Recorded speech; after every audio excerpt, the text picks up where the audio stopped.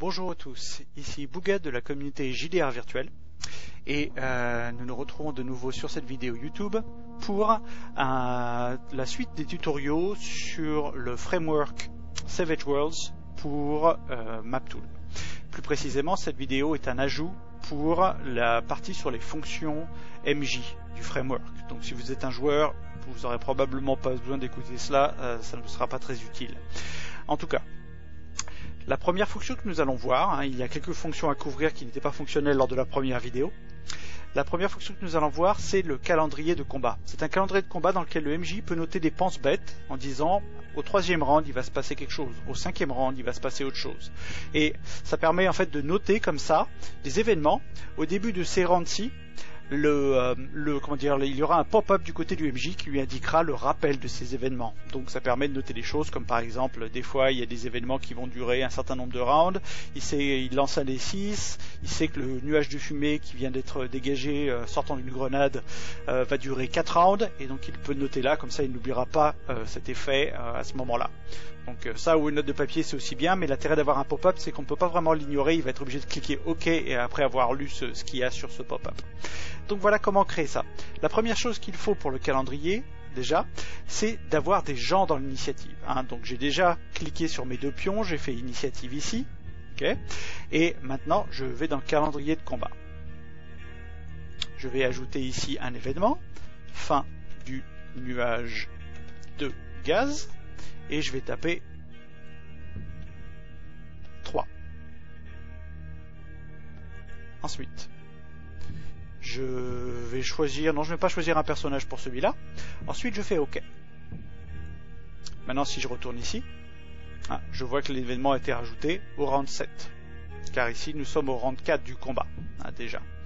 Voilà. C'est le moment où j'ai recommencé cette vidéo, se trouve à ce moment-là. Maintenant, fin de la cécité. Un personnage est aveugle. À noter, ici, vous voyez que j'ai pas mis d'accent. C'est normal. Cette macro a été codée de telle façon qu'en fait, elle ne supportera pas les accents.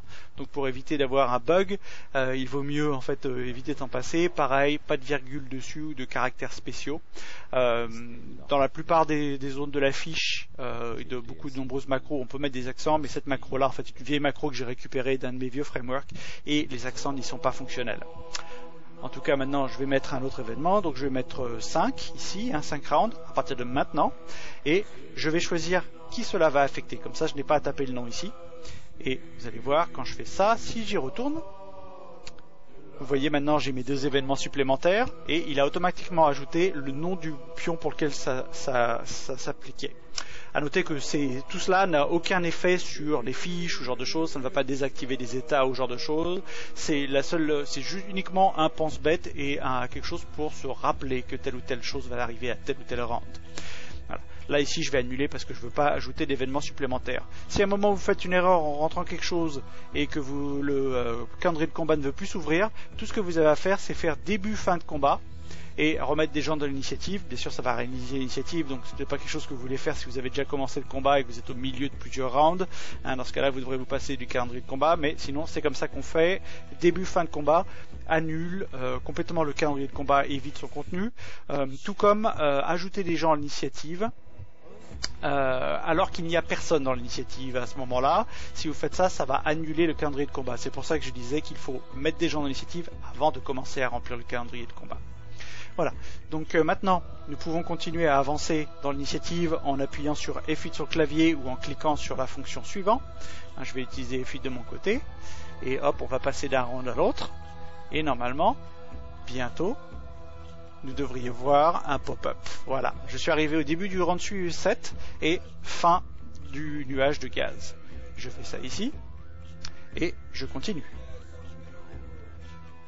pour voir si je peux atteindre mon deuxième événement, et voilà, et vous voyez maintenant événement du rang 9, Eagle, fin de la cécité. Voilà, donc là c'est tout bête, j'ai ça comme ça. Vous voyez maintenant qu'au fur et à mesure, maintenant si je retourne ici, au fur et à mesure que les événements arrivent, ils sont retirés de la liste. Donc quand vous revenez là, ça vous dit un peu la liste des événements à venir, et donc se rappeler de faire soit le X, soit annuler si vous ne voulez pas rajouter un événement et que vous vouliez juste le consulter. Voilà, donc c'est ça le calendrier de combat, c'est relativement simple. Et à noter, si je me rappelle bien, dans le calendrier de combat, on peut également ajouter fin de sort ici. Si je me rappelle bien, on peut rajouter mettre une formule de dés ici. Je vais tester, ça n'est peut-être pas le cas, ça sera instructif. Ça fait longtemps que j'ai pas programmé ça. Ah non, c'est une erreur. Malheureusement, non, vous devez mettre un chiffre, quelque chose à penser pour une amélioration pour la suite. Ok, fort bien. Maintenant, nous avons passé le calendrier. Maintenant, une autre fonction que je viens de réparer, c'est le jet de groupe trait.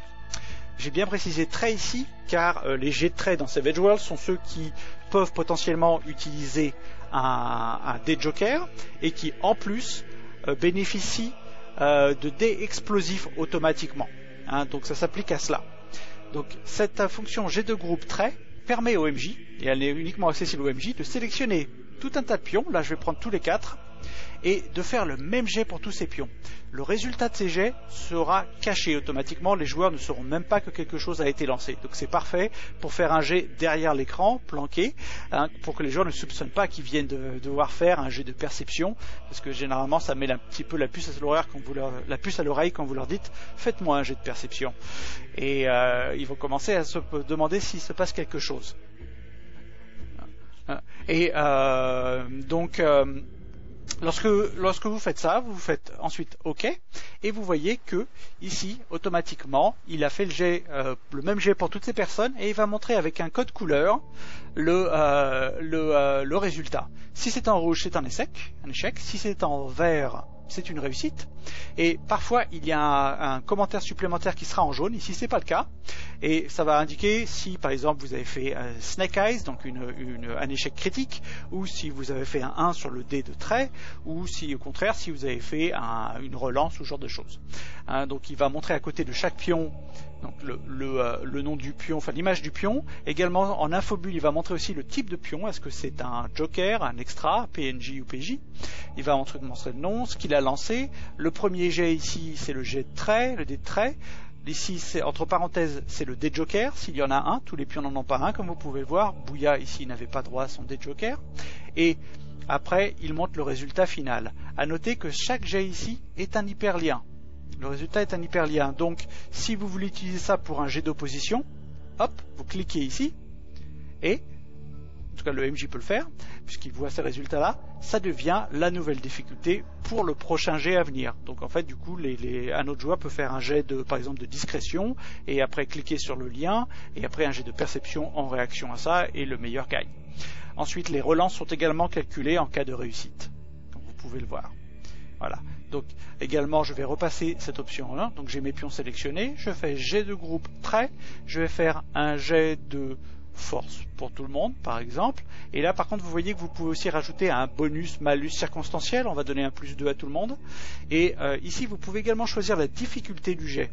Donc ça se base sur la difficulté du seuil. En fait, c'est ce qu'il utilise, qui est ici. Et vous pouvez le changer manuellement pour ce jet-là. Après, je fais OK. Et hop, voilà le résultat. Donc là déjà on a fait plus haut, certains ont fait une relance et vous pouvez voir le résultat. Donc ça c'est uniquement pour les jets de traits. Si vous voulez faire un jet autre qu'un jet de traits à tous ces personnages là, alors trait je rappelle ça contient les attributs et les compétences. Donc les attributs principaux, agilité, force, âme, intellect et vigueur, et plus les compétences, et ça se base sur les attributs et les compétences de l'univers dans lequel vous êtes. Donc si le MJ a modifié la liste des attributs et des compétences, c'est cette liste-là qui sera prise. Donc si vous retirez la vigueur des listes des compétences de cet univers-là, elle ne sera pas disponible parmi les traits de jet. Maintenant revenons aux autres jets. Si par exemple vous voulez faire un autre jet à tous les personnages, mais sans avoir à faire lancer pour chacun d'entre eux, vous faites jet. Là vous avez cette fois-ci plus de choix pour le faire, puisque maintenant vous faire public, que moi et MJ. Et ensuite vous pouvez choisir parmi les derniers jets qui ont été lancés avec cette macro. Ici vous pouvez taper la formule de dés, et ici comme vous voyez avec cette infobulle qui est sur formule 2D, vous pouvez utiliser toutes les formules avancées de MapTool. Ça c'est spécifique à MapTool, ils ont des formules qui ont été pré-créées et ça permet de faire des jets spéciaux. Donc là par exemple, si je voulais faire que mon D6 soit un jet explosif, j'aurais qu'à rajouter E. C'est décrit ici dans le tooltip, ici dans l'infobule, ici avec un exemple à droite. Voilà, donc ça paraît compliqué, mais c'est juste explicatif. Donc voilà, donc là je vais faire juste 6 plus 1 des 6 et on va voir dans le chat le résultat. Et vous voyez qu'en fait, il fait un jet par personne que j'ai sélectionnée et il montre le résultat de chacun. Donc ça permet assez rapidement de faire ça, hein, de faire un jet pour plusieurs personnes. Si par contre je ne sélectionne personne, là j'ai cliqué dans le vide et je fais jet, il va me faire ici, il va me faire le même jet, mais il ne y associera pas un pion donné. C'est uniquement lorsqu'on sélectionne des personnes avant. Et à savoir que les joueurs aussi peuvent cliquer, hein, comme toutes les macros qui sont sur cette ligne-là, le joueur peut cliquer sur jet. Ok, voilà, donc c'est un peu la différence entre ces deux macros qui permettent de faire des jets de groupe assez rapidement. Et ceci clôture en fait cette addendum et ces deux fonctions là étaient les fonctions principales qui causaient des problèmes. Donc muni de ces deux outils, hein, ça devrait permettre au MJ d'avoir quelques petites options supplémentaires pour accélérer un petit peu les jets, hein. Voilà, j'espère que vous avez apprécié cette petite vidéo et n'hésitez pas à me contacter sur JDR Virtuel par MP ou sur les forums directement sur le topic du framework Savage Worlds si vous avez des questions. Voilà, bonne journée et à bientôt.